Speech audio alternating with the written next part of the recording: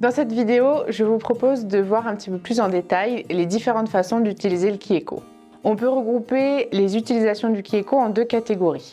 L'utilisation spontanée et l'utilisation rituelle. L'utilisation spontanée va pouvoir répondre à différents besoins. Beaucoup d'utilisateurs rapportent qu'ils utilisent le Kieko à divers moments de la journée, quand ils ont un coup de fatigue. On a par exemple Anne-Lise, qui est une enseignante de l'art du Qi, et qui nous racontait qu'elle utilise régulièrement le Kieko en fin de journée. Après sa journée de travail, elle a encore des cours de l'art du Qi qu'elle va donner.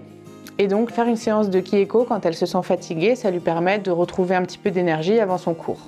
Ensuite, en utilisation spontanée du Kieko, on a constaté aussi un apaisement temporaire des tensions. Par exemple, quand je participe à un salon, je fais souvent des petites séances pendant la journée. Quand on reste longtemps debout sans beaucoup bouger, on a des tensions qui peuvent s'accumuler dans les jambes, dans le bas du dos. Et le Kieko peut alors aider à fluidifier ces zones et apporter un peu plus de légèreté. Et puis dans le quotidien, on peut aussi utiliser le Kieko en diffusion dans la pièce. Personnellement, je l'utilise souvent à côté de moi sur mon bureau quand je suis devant l'ordinateur. Et on a plusieurs utilisateurs qui ont raconté l'utiliser dans leur maison en diffusion dans une pièce pour harmoniser un petit peu l'énergie de chez eux.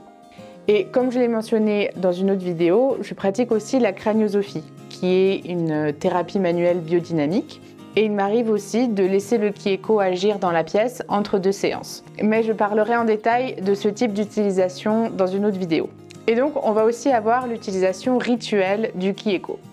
Quand on veut apporter une nouvelle pratique dans son quotidien, l'entourer d'une sorte de rituel, ça peut aider. On va peut-être avoir un endroit de prédilection pour utiliser le Kieko, son fauteuil préféré, son lit, ou bien même l'endroit où on déjeune tous les jours. Et puis un moment de la journée défini en fonction de ses besoins. On a par exemple un utilisateur qui l'utilise tous les soirs en allant se coucher. Donc il a son Kieko qui est toujours rangé à côté de son lit et il l'utilise chaque jour pour s'endormir. Ou bien on peut avoir quelqu'un qui prend un moment pour se détendre tous les jours en rentrant du travail.